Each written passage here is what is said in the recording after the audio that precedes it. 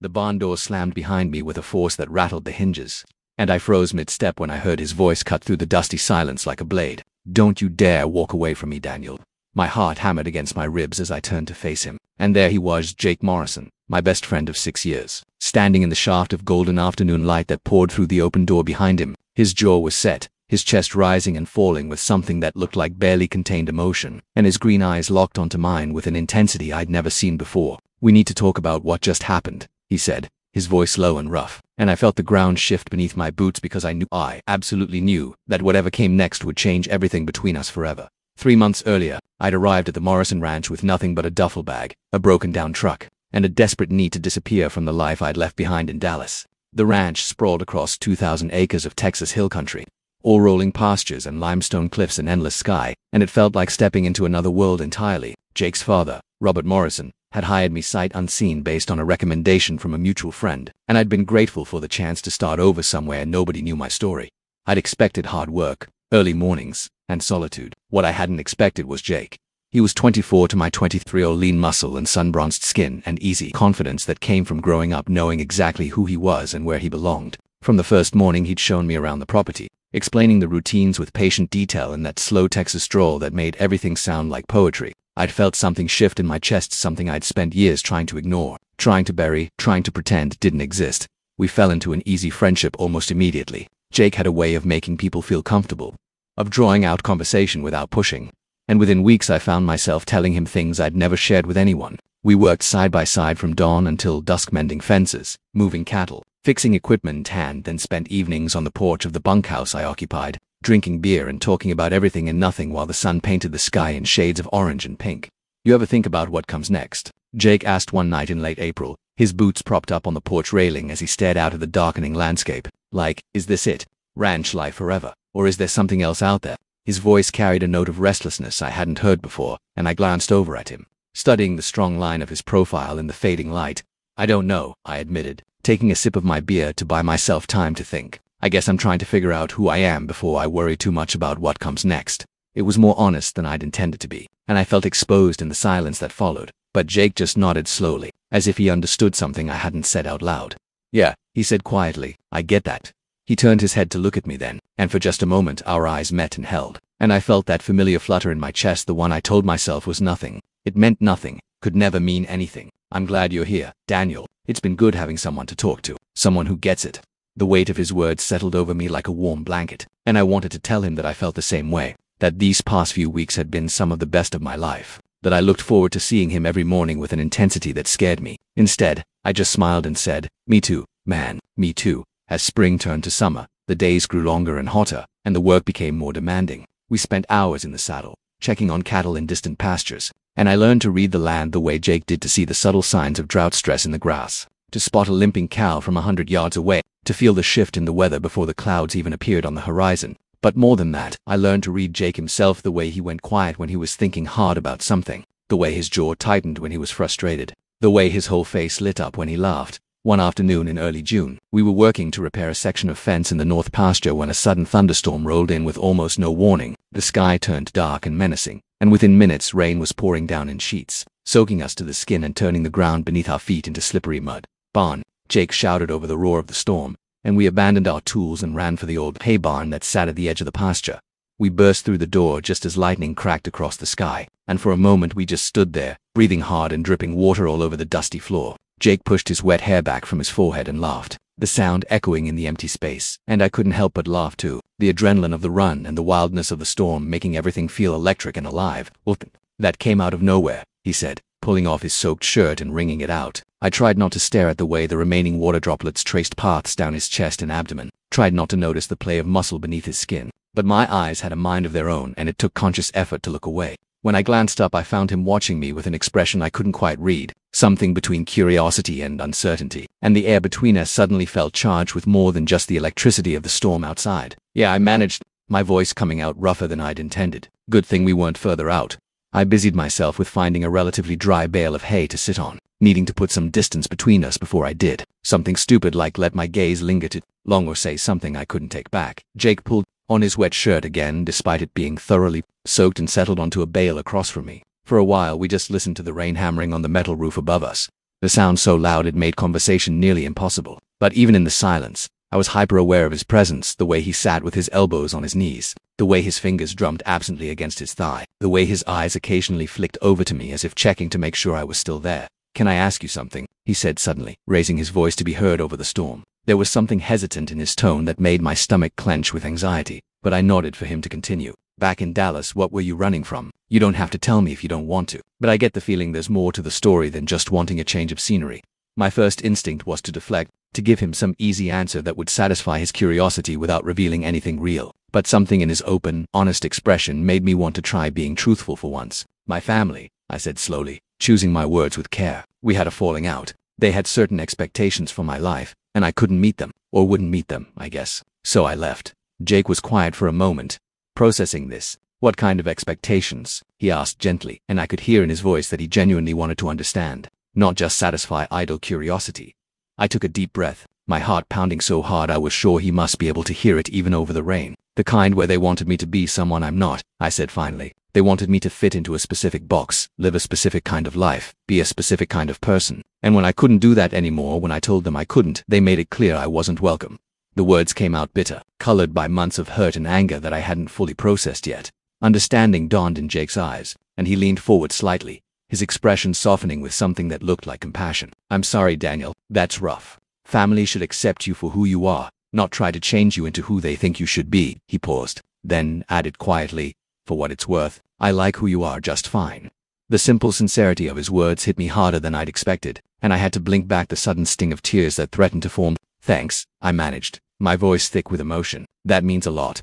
We held eye contact for a long moment, and I felt something pass between you, some unspoken understanding or connection that made my chest feel tight and warm all at once. The storm eventually passed, and we made our way back to the main buildings as the sun emerged to turn the wet landscape into something magical and golden. But something had shifted between us in that barn. Some barrier had been lowered, and I noticed it in the days that followed. Jake seemed more comfortable around me, more open, and our conversations went deeper than they had before. He talked about his own struggles with the expectations that came with being the Morrison heir, with the pressure to take over the ranch and live the life his father had mapped out for him without question. "Sometimes I wonder what it would be like to just take off," he admitted one evening as we sat on the porch watching the stars emerge. "To go somewhere nobody knows me and just figure out who I am without all the history and expectations weighing on me."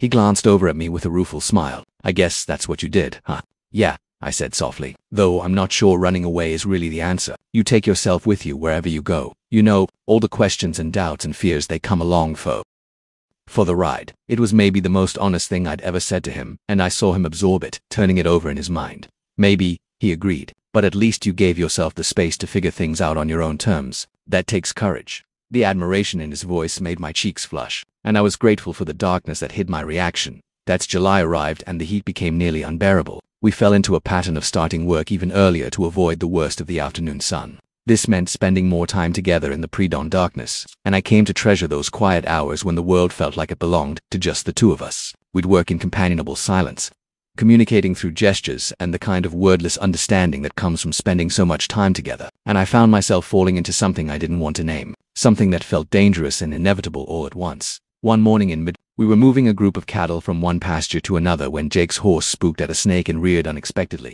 I watched in horror as Jake lost his seat and hit the ground hard, the impact knocking the wind out of him. I was off my own horse in an instant, my heart in my throat as I ran to where he lay gasping for breath. "Jake." I dropped to my knees beside him, my hands hovering over him uncertainly, not sure where to touch or how to help. "Are you okay? Can you breathe? Should I call for help?" The words tumbled out in a panicked rush, and I realized my hands were shaking as I pulled out my phone. He held up one hand to stop me, still struggling to catch his breath, and after what felt like an eternity he managed to gasp out, "I'm okay. Just got the wind knocked out." Slowly, his breathing returned to normal, though I could see pain flash across his face when he tried to sit up. "Think I might have cracked a rib though." "Don't move," I ordered, putting a gentle hand on his shoulder to keep him down. "Let me check you over first." I ran my hands carefully over his torso, feeling for any obvious breaks or injuries, trying to ignore the way my pulse raced at the feel of his warm skin through his thin t-shirt. "Does this hurt?" I asked as I gently pressed on his left side, and he winced and nodded. "Yeah, that's not great," he admitted, and I could hear both pain and embarrassment in his voice. Jake prided himself on being a skilled rider, and I knew falling off his horse in front of me was probably hurting his ego as much as the injury itself. "Come on," I said firmly. "We're getting you back to the house so your dad can take you to get checked out. No arguments." I helped him slowly to his feet, supporting most of his weight as he leaned heavily against me, and I tried not to think about how right it felt to have his arm around my shoulders, to be this close to him, to feel needed and useful. The ride back was slow and careful, with Jake gritting his teeth against the pain of every jostle and bump. I stayed close beside him the whole way, one hand ready to steady him if needed, my worry overriding any self-consciousness about how much my concern might reveal. When we finally made it back to the main house, Robert took one look at his son and immediately grabbed his truck keys to head to the emergency room in town. "Daniel, you're in charge while we're gone," Robert said as he helped Jake into the passenger seat. "Don't worry about finishing with the cattle, just make sure the rest of the morning chores get done and everything's secure." I nodded, but my attention was on Jake, who caught my eye and gave me a small, pained smile that somehow managed to be reassuring despite everything. "Thanks for catching me," he said, and there was something in his voice, some warmth, some gratitude, some emotion I didn't dare try to interpret that made my chest feel tight. "I'll see you later." Yeah, I managed. "Be careful, and text me when you know what the damage is."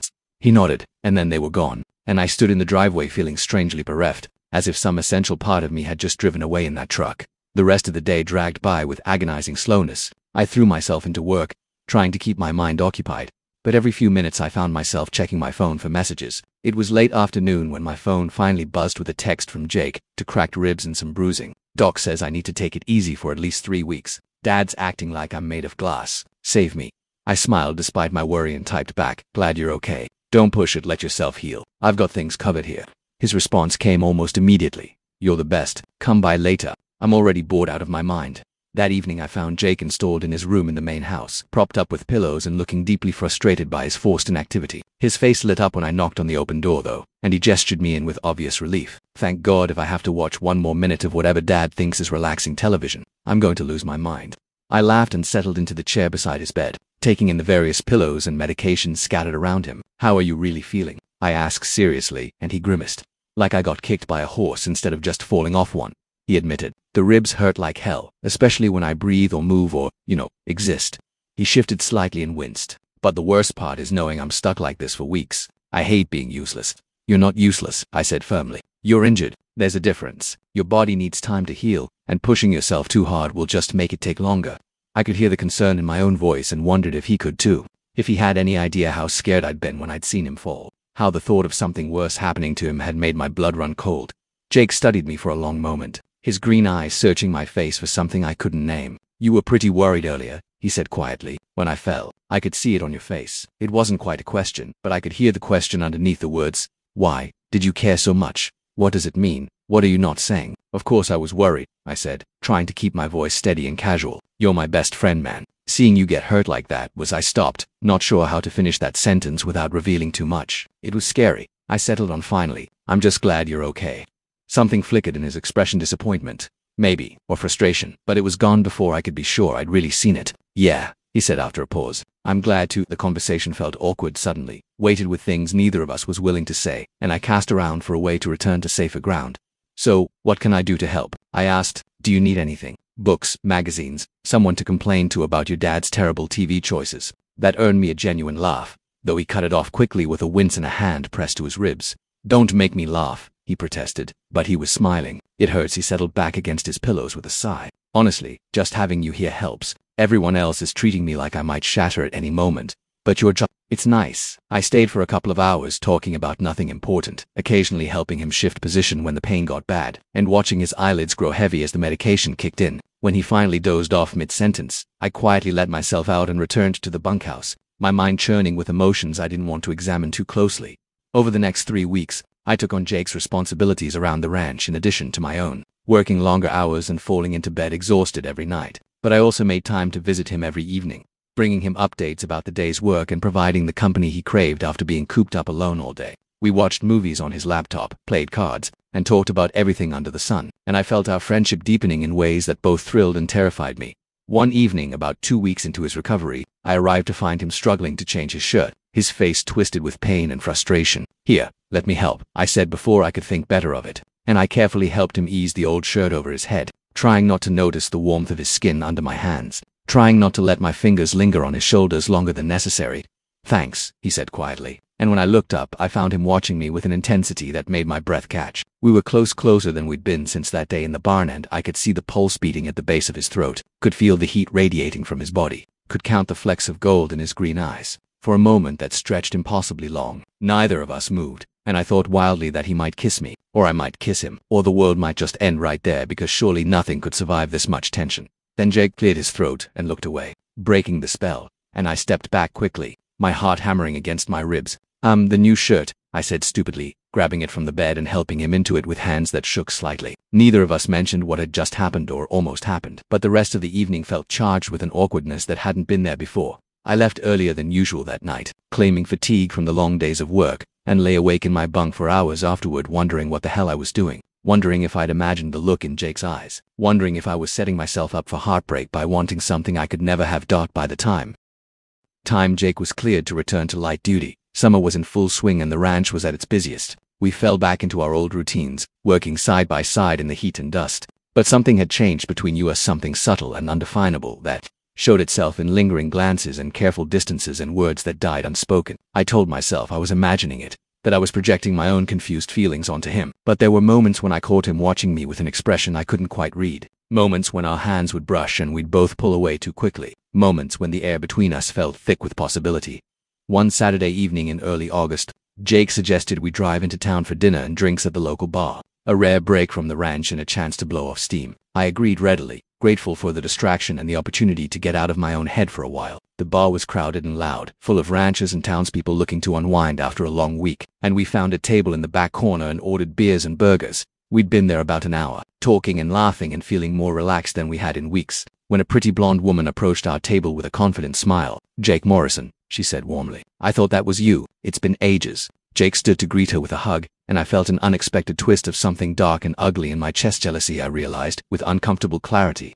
"Hey Sarah," Jake said with genuine pleasure. "How have you been?" They launched into a conversation about mutual friends and life updates, and I sat there feeling increasingly invisible and miserable, hating myself for the petty jealousy that made me want to interrupt, to remind Jake I was there, to reclaim his attention, after what felt like an eternity but was probably only 10 minutes. Sarah excused herself with a flirtatious touch to Jake's arm and a promise to call him soon. Jake sat back down, still smiling, and said, "Sorry about that. We went to high school together." She was always. He stopped abruptly, finally seeming to notice my expression. "You okay? You look kind of pissed off." "I'm fine," I said tightly, taking a long drink of my beer to avoid meeting his eyes. "Why wouldn't I be fine?" The words came out sharper than I'd intended, and I saw confusion flash across his face. "I don't know. You tell me," he said slowly. "One minute we're having a good time, the next you're acting like I did something wrong." There was a note of hurt in his voice that made me feel guilty, but the jealousy and frustration that had been building for weeks wouldn't let me back down. "It's nothing," I insisted. "Just forget it. It's nothing." I stood abruptly, suddenly needing air, needing space, needing to get away before I said something I couldn't take back. "I'm going to grab some air." I pushed through the crowd and out the back door into the alley behind the bar, gulping in the humid night air and trying to get control of the emotions churning in my chest. What was wrong with me? Jake was my friend, my best friend, and he had every right to talk to whoever he wanted without me acting like a jealous. The word stopped me cold because I couldn't finish the thought, couldn't admit even to myself what I was being jealous as. I heard the door open behind me and knew without turning that it was Jake. "Daniel, what the hell?" he said, and I could hear both confusion and frustration in his voice. "Talk to me. What's going on with you?" "Nothing's going on," I said, still not turning around, my hands clenched into fists at my sides. "I told you, it's nothing. Just go back inside and talk to your friend. Seems like she'd love to catch up more." "Are you serious right now?" Jake's voice rose slightly. "You're pissed because I talked to an old friend. What is this really about, Daniel? Because this doesn't feel like nothing." He moved closer, and I could feel him standing just behind me, that could feel the heat of his presence like a physical thing. "Just drop it, Jake," I said wearily, all the fight suddenly draining out of me. "Please, just let's go home. I'm tired." I finally turned to face him and found him standing closer than I'd expected. Close enough that I had to tilt my head back slightly to meet his eyes. Close enough that I could see the anger and hurt and confusion written clearly on his face. "No," he said firmly, "I'm not dropping it. We're friends, best friends, and something's been off between us for weeks now. Ever since that night in my room when he stopped abruptly and I saw color rise in his cheeks even in the dim light from the single bulb above the door. Ever since I got hurt," he amended. "And I want to know what changed. I want to know why you're acting like this." "You really want to know?" The words burst out of me before I could stop them, fueled by weeks of frustration and fear and longing. "Fine, I'll tell you. I can't stand watching you flirt with women, okay? I can't stand seeing you light up when some pretty girl touches your arm or laughs at your jokes. And I know that's not fair. I know I have no right to feel that way, but I can't help it." I was breathing hard, my heart racing, and I knew I should stop, but the words kept coming. because somewhere along the way, this friendship became more than that for me, and I know you don't feel the same way, and I've been trying so hard to get over it but I can't, and tonight it was too much. The silence that followed my outburst was deafening. Jake stared at me with wide eyes, his expression unreadable, and I felt my stomach drop as the full weight of what I'd just confessed crashed over me. I'd ruined everything. Our friendship, my job, my place at the ranch, all of it gone in one moment of weakness and honesty. Daniel, Jake started, but I couldn't bear to hear whatever he was about to say. I couldn't stand to hear him let me down gently or tell me he didn't feel the same way or that he was uncomfortable now. Forget it, I said quickly, backing toward the door. Just forget I said anything. I'll find my own way back to the ranch. I think I need some time alone. I turned and pushed through the door, ignoring his voice calling my name, and made my way blindly through the crowded bar and out into the parking lot. I walked the 5 miles back to the ranch in the darkness, my mind replaying the scene in the alley over and over, cringing at my own words, at the hurt and shock on Jake's face, at the way I'd just blown up my entire life over feelings I should have kept hidden. By the time I reached the bunkhouse, my feet ached and my shirt was soaked with sweat, but the physical discomfort was nothing compared to the emotional turmoil churning inside. I lay in bed that night staring at the ceiling, waiting for Jake to come talk to me, dreading the conversation but also desperate to get it over with. But he never came, and eventually exhaustion won out over anxiety and I fell into a fitful sleep filled with fragments of dreams I couldn't quite remember. The next morning, I woke early as always and headed out to start the day's work, my stomach in knots at the thought of facing Jake. But when I reached the barn, Robert was there instead, looking uncomfortable. Jake asked if you could handle things on your own today, he said gruffly. He's got some stuff to take care of in town. Sure, I managed, my heart sinking. No problem. So Jake was avoiding me. I couldn't really blame him, but the confirmation that I'd made things so awkward between us that he couldn't even be around me felt like a knife to the chest. The day dragged by with agonizing slowness. I threw myself into work, pushing my body hard enough that I didn't have energy left over for thinking. But Jake's absence was a constant presence, a hole in the day where he should have been. When evening came and he still hadn't returned, I retreated to the bunkhouse and tried to figure out what I was going to do. I couldn't stay at the ranch if things were going to be this awkward between us. It wouldn't be fair to either of us. Maybe it was time to move on again, to pack up my duffel bag and find another place where I could try to outrun my own heart. The second day was the same Jake nowhere to be found. Robert passing along instructions with increasing awkwardness, the weight of what I'd said sitting heavy on my chest. I'd made up my mind to give my notice by the end of the week when I returned to the bunkhouse that evening to find Jake sitting on the porch steps, still wearing his work clothes and looking like he hadn't slept in days. Hey, he said quietly as I approached, and my heart started hammering so hard I was surprised he couldn't hear it. Can we talk? Yeah, I said, my mouth suddenly dry. Yeah, of course. I sat down beside him on the steps, leaving a careful distance between us, and waited for him to speak, to tell me he was uncomfortable, to ask me to leave, to say all the things I'd been dreading for the past 2 days. Instead, he said, I'm sorry I disappeared. I needed time to think, to figure out. He stopped and ran a hand through his hair in frustration. This is harder than I thought it would be. He took a deep breath and turned to look at me directly. Daniel, when you said what you said the other night, it caught me completely off guard. I wasn't expecting it, and I didn't know how to respond, and I'm sorry I let you walk away like that.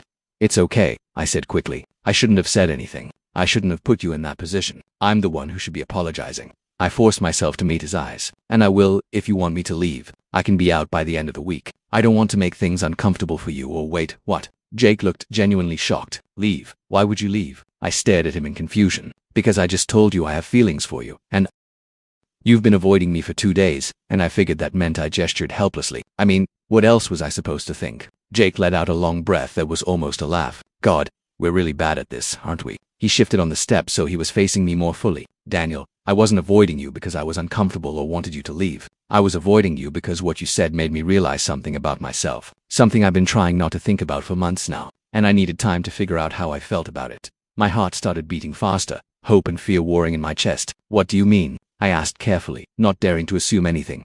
Jake's hands were clasped tightly between his knees, and I could see tension in every line of his body. I mean that I've been lying to myself about how I feel about you, he said quietly, about why I look forward to seeing you every morning, why I feel better when you're around, why the idea of you leaving makes me feel like I can't breathe. He looked up and met my eyes, and I saw vulnerability and fear and something that looked like hope in his expression. I didn't understand what it meant at first. I told myself we were just really good friends, that the way I felt was normal. But then you said what you said and suddenly I couldn't pretend anymore. Jake, I breathed, his name falling from my lips like a prayer or a question, or maybe both at once. What are you saying? I'm saying that when you told me you had feelings for me, my first thought wasn't that it was wrong or impossible or something to reject. His voice was barely above a whisper now, but I heard every word with crystal clarity. My first thought was relief, and hope, and this feeling like finally Finally, something made sense. He reached out tentatively and took my hand, his fingers warm and slightly rough against mine. I'm saying I feel the same way, Daniel. I don't know what that makes me, and I don't know how to do this, but I know I don't want to lose you, not as a friend, and not as whatever we could be, if you still want that. For a moment I couldn't speak, couldn't breathe, couldn't do anything but stare at our joined hands and try to process what he'd just said. Are you sure? I finally managed. Jake, I don't want you to say this just because I mean. You don't have to feel the same way just because I do, and I don't want you to regret. He squeezed my hand, cutting off my rambling. I'm sure, he said firmly. I've spent the last 2 days thinking about nothing else, and I'm sure this isn't me feeling pressured or trying to make you happy. This is me finally being honest with myself about what I want. He paused, then added with a small, nervous smile, though I'm scared as hell, if I'm being completely honest, this isn't exactly the life I thought I'd be living. I know, I said softly, squeezing his hand back. Believe me, I know. I've spent years being scared of this, running from it, trying to pretend I was something I'm not. I took a shaky breath. But sitting here with you right now, I'm more scared of walking away than I am of trying to figure this out.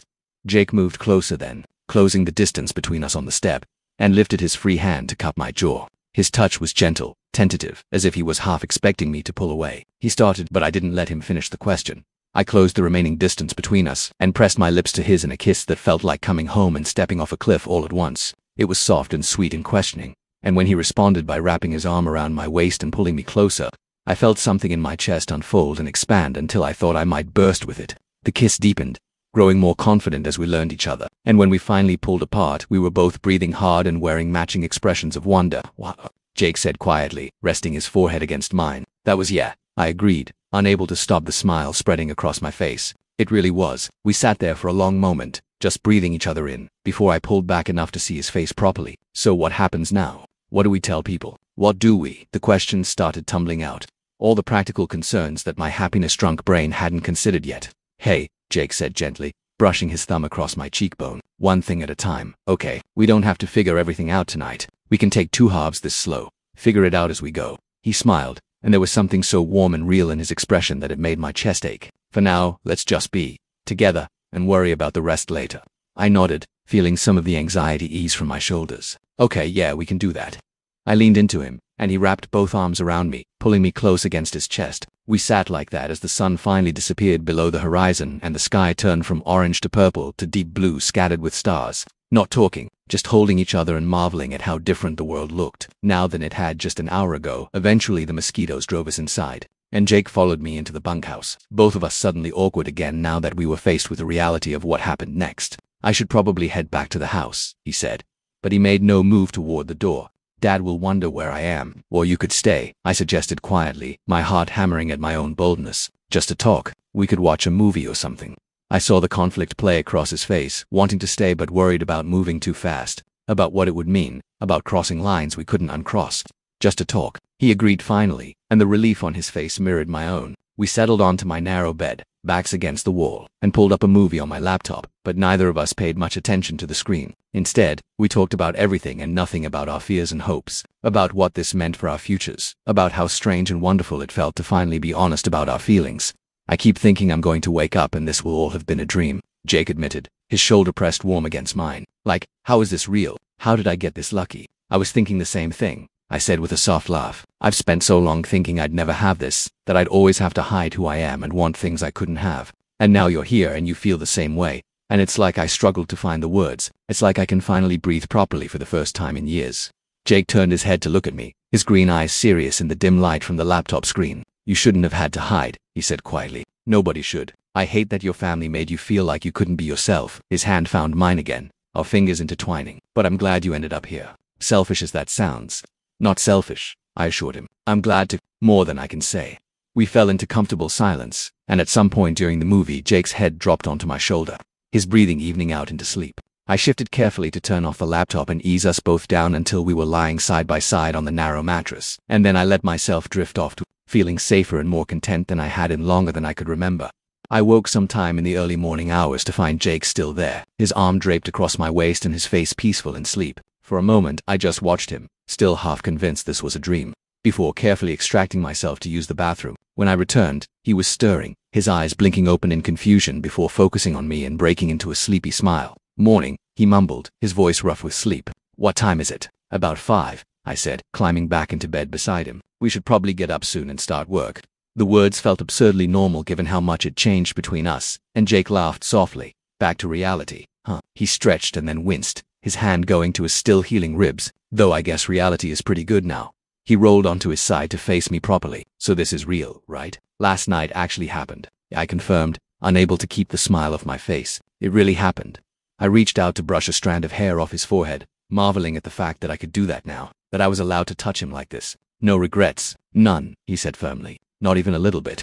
We lay there grinning at each other like idiots until the alarm on Jake's phone went off and reality truly reasserted itself. We had a ranch to run, work to do, and now we had to figure out how to navigate this new development while keeping everything else running smoothly. The next few weeks were a study in contrasts. During the day, we worked side by side as we always had, falling into our established rhythms and routines with practiced ease. But now there were stolen moments, a quick kiss in the barn when no one was around, hands brushing and lingering when we passed tools back and forth. Private smiles exchanged across the dinner table that made my heart skip. At night, we alternated between the bunkhouse and Jake's room in the main house, talking for hours and learning each other in ways that went beyond the physical. We were careful to keep our relationship private, not out of shame but out of a shared desire to figure out what we were to each other before dealing with everyone else's reactions and opinions. Jake worried about his father's response, and I worried about whether this would affect my job or my place at the ranch. For now, it felt safer to keep this precious thing between just the two of us, but secrets have a way of coming to light.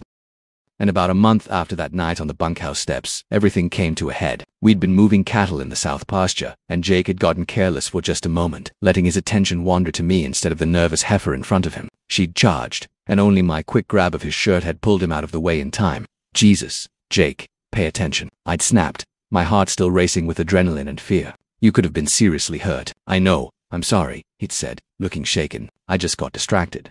His eyes had met mine with an intensity that made it clear exactly what had distracted him, and I'd felt my annoyance melt into something warmer. Well, stop getting distracted by, I'd started to say, but I'd been interrupted by Robert's voice from behind us.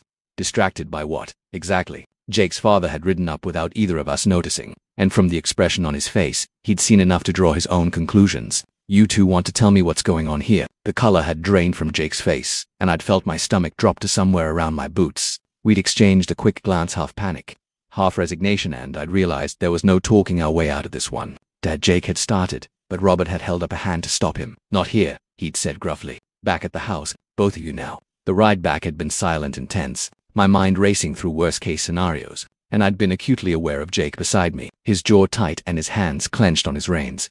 We'd followed Robert into his office, and he'd closed the door behind us before turning to face us with his arms crossed. All right, he'd said, one of you better start talking, and I want the truth.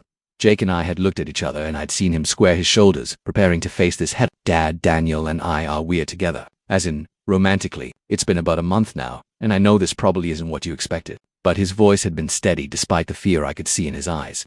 But nothing, Robert had interrupted, and his voice had been hard in a way I'd never heard before. Jake, do you have any idea what you're doing? The kind of life you're choosing? This ranch, this community, they're not exactly progressive about these things. He'd turned his gaze to me, and I'd seen both disappointment and something like pity in his expression. Daniel, I like you. You're a good worker and a good influence on my son. But I can't have this. Not here.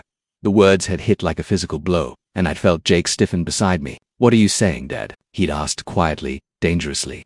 I'm saying this ends now, Robert had said flatly. Whatever's been going on between you two, it stops. Daniel, you're welcome to stay on as a ranch hand, but that's all you are. And Jake, you need to think seriously about your future, about the legacy you're supposed to inherit and the kind of life you want to lead. No. Jake's voice had been calm but firm. No, Dad, I'm not ending this. I'm not going to pretend I don't have feelings for Daniel just because it makes you uncomfortable or because you're worried about what the neighbors will think. He'd reached over and taken my hand, the gesture both defiant and protective. I love him, and if you can't accept that, then maybe I'm not the right person to inherit this ranch after all. The silence that had followed was deafening. I'd stared at Jake in shock. He had said he loved me, just thrown it out there in the middle of this confrontation like it was the most natural thing in the world, and I'd seen Robert's expression shift from anger to something more complex, something that looked almost like grief. Jake, Robert had said finally, his voice rough. You don't know what you're saying. You're throwing away everything for someone who makes me happy. Jake had interrupted. For someone who sees me for who I really am and doesn't ask me to be someone else. For someone I want to build a life with. He'd looked at me then, and the love and determination in his eyes had made it hard to breathe. I'm not throwing anything away, Dad. I'm choosing what matters most to me. I'd found my voice finally, though it had come out shaky. Mr. Morrison. I never wanted to cause problems between you and Jake. If my being here is going to tear your family apart, I'll leave. I don't want. But Jake had squeezed my hand hard, stopping me mid-sentence. You're not going anywhere, he'd said fiercely. Not unless you want to. But if you stay, I stay. And if you go, he'd taken a deep breath, then I go with you. Robert had looked between us for a long moment, and I'd watched emotions war across his face. Anger, fear, love, resignation. Finally, he'd sunk into his desk chair and scrubbed a hand over his face. You're really serious about this, he'd said, and it hadn't been a question. Yes, sir, I'd answered quietly. I care about your son more than I've ever cared about anyone, and I know this isn't what you planned for him, but I promise you I would never do anything to hurt him or come between him and his family. Robert had been quiet for what felt like an eternity, and then he'd let out a long sigh. I need time, he'd said finally, to think, to process this. Jake, you're my son and I love you, but I'd be lying if I said I was okay with this right now. He'd looked at me. Daniel, you're a good man, and I can see that you care about Jake, but this is a lot to take in. I understand, I'd said, even though I'd felt like my heart was being squeezed in a vice. Take all the time you need. Jake had looked like he wanted to argue, but I'd squeezed his hand in warning and he'd subsided. We'd left the office in heavy silence, and once we were out of earshot, Jake had pulled me into a tight embrace. I meant what I said in there. He'd murmured against my hair. I love you, and I'm not giving you up, no matter what my dad says. I love you too, I'd whispered back, the words feeling both enormous and inevitable. But Jake, if this costs you your relationship with your father, with your family, then that's on them, not us, he'd said firmly, pulling back to look at me. Daniel, I've spent my whole life meeting other people's expectations, being who they wanted me to be, and I'm done. I'm choosing myself for once. I'm choosing us. The days that followed had been awkward and tense. Robert had been civil but distant, clearly struggling with what he'd learned. Jake and I had stopped hiding our relationship. There seemed a little point now that Robert knew, but we'd also been careful not to flaunt it. I'd moved my things from the bunkhouse to Jake's room in the main house, and we'd fallen into a new routine that felt both wonderful and precarious. About a week after the confrontation, I'd come back from working in the north pasture to find Robert sitting on the porch, clearly waiting for me. My heart had sunk. This was it, the conversation where he'd tell me I needed to leave, but I'd forced myself to walk up the steps and take the seat he'd gestured to. I've been doing a lot of thinking, Robert had started without preamble, about what Jake said, about what I saw between you two, about what kind of father I want to be. He'd looked out at the landscape, not meeting my eyes. My father was a hard man, believed there was one right way to live, one right way to be, and anything else was weakness. I grew up learning to hide anything that didn't fit that mold, to bury feelings that weren't acceptable.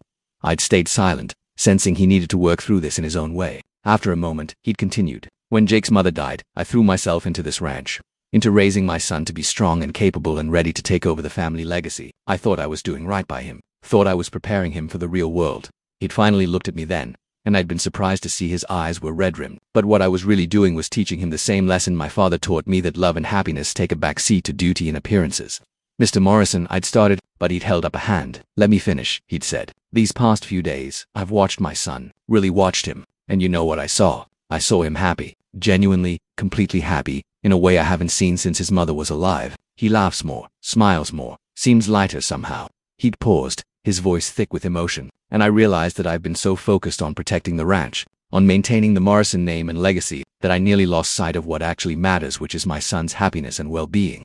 I'd felt tears prick at my eyes, hope beginning to bloom in my chest. Sir, I promise you I'll take care of him. I know you will, Robert had interrupted gently. I can see it in the way you look at him, the way you've stood by him even when it would have been easier to walk away. You're good for him, Daniel. You make him braver, push him to stand up for himself, to choose his own path. He'd cleared his throat roughly. I'm sorry for how I reacted, for making you both feel like you had to hide, like there was something wrong with what you feel for each other. There's nothing to apologize for, I'd said, my voice choked with emotion. This is a lot to process, and I understand that it's not what you expected for Jake. No, there is something to apologize for, Robert had insisted, because my first instinct was to protect the ranch's reputation, the family name, instead of protecting my son's right to love who he loves, and that was wrong. He'd stood and extended his hand to me. So I'm apologizing, and I'm asking if we can start over, get to know each other properly, not as employer and employee, but as well as family, I suppose. I'd taken his hand, gripping it firmly as relief and gratitude washed over me. I'd like that, sir, very much. We'd shaken hands, and then somewhat awkwardly Robert had pulled me into a brief backslapping hug. Call me Robert, he'd said gruffly as he pulled back, or Dad, if you're comfortable with that. Eventually he'd smiled then, a real smile that reached his eyes. Now, you should probably go find Jake and let him know his old man isn't a complete asshole after all. He's been moping around for days thinking I'm going to disown him. I'd found Jake in the barn, and the look of joy and relief on his face when I'd told him about the conversation had been worth everything we'd been through. He'd kissed me right there in the open barn doorway, not caring who might see, and I'd kissed him back with all the love and hope and promise I felt for our future together.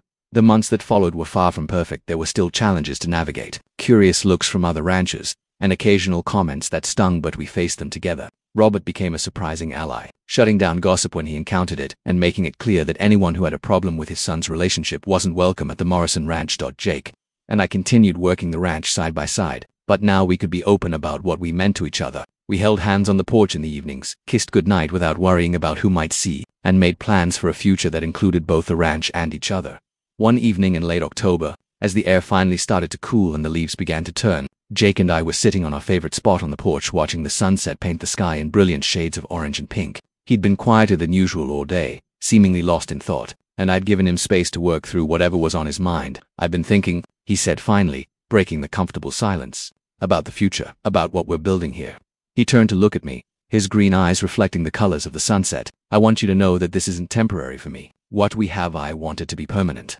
My heart started beating faster. "Jake, I'm not proposing," he said quickly, then laughed. "Well, not yet anyway. But I want you to know my intentions. I want to build a life with you, Daniel. Here on this ranch, or somewhere else if that's what you want. I want mornings and evenings and everything in between. I want the hard days and the good days and all the ordinary days that add up to a life." He took my hand, threading our fingers together. "You changed everything for me. You gave me the courage to be honest about who I am, to stand up for what I want, and what I want is you, for as long as you'll have me." I felt tears sting my eyes, overwhelmed by the depth of emotion in his voice, by the future he was describing, by the simple fact that this beautiful, brave man wanted to build a life with me. "Jake Morrison," I said, my voice thick with feeling. "I ran to this ranch, trying to escape from who I was, trying to hide from my own truth. But you found me anyway. You really saw me and somehow decided I was worth fighting for."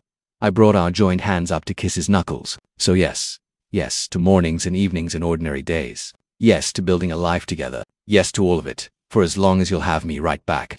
He pulled me close then, kissing me deeply as the sun disappeared below the horizon and the stars began to emerge overhead. When we finally pulled apart, both breathing hard and smiling like fools, he rested his forehead against mine. "I love you," he whispered. "I love you too," I whispered back, "more than I thought I could ever love anyone." We sat there in the gathering darkness, wrapped in each other's arms, and I thought about how far I'd come from that scared young man who'd arrived at the ranch 6 months ago, with nothing but a duffel bag and a broken heart. I'd been looking for a place to hide, a place to escape, but what I'd found instead was a home, not just in the physical space of the ranch, but in Jake's arms, in his smile, in the life we were building together one day at a time. The road ahead wouldn't always be easy, I knew that. There would be challenges and obstacles, narrow-minded people and painful moments, but we would face them together, Jake and I, with Robert's support and the knowledge that what we had was worth fighting for. As we finally stood to head inside, Jake paused at the door and looked back at the darkened landscape. "You know what's funny?" he said thoughtfully. "My whole life, I thought I knew exactly what my future would look like. Inherit the ranch, find a nice girl, settle down, carry on the family legacy in the expected way."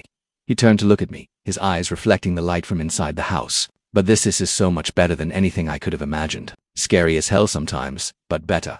"Yeah," I agreed softly, "it really is." We walked inside together, hand in hand, ready to face whatever came next, because I'd learned something important in these past months. Love isn't about hiding who you are or becoming someone else to fit expectations. It's about finding someone who sees all of you, the good, the bad, the scared, the brave, and chooses you anyway. It's about having the courage to choose yourself. And standing there in the doorway of the Morrison Ranch house, with Jake's hand warm in mine and our futures stretching out before us full of possibility and promise, I knew I'd finally found what I'd been searching for all along. Not escape, not hiding, but home. And that's where our story ends for now. Or does it? Jake and Daniel's journey was never just about falling in love. It was about finding the courage to live authentically, to stand up for what matters, and to build something beautiful even when the world says it's impossible. But their story doesn't have to end here. If you want to see what happens next in Jake and Daniel's life together, do they face new challenges on the ranch? How does the community ultimately respond? What happens when Daniel's estranged family Will there be a proposal? A wedding? Hit that subscribe button and turn on notifications so you don't miss part 2. Comment below and tell me, what was your favorite moment in the story? What do you want to see happen next for Jake and Daniel? Should Robert play a bigger role in their journey? And if this story touched your heart or made you feel something real, smash that like button. Your support means everything and helps me create more stories about love, courage, and finding where you belong. So what do you say? Should I tell you what happened next? Let me know in the comments. Until next time, remember, the bravest thing you can ever do is live your truth and love without apology.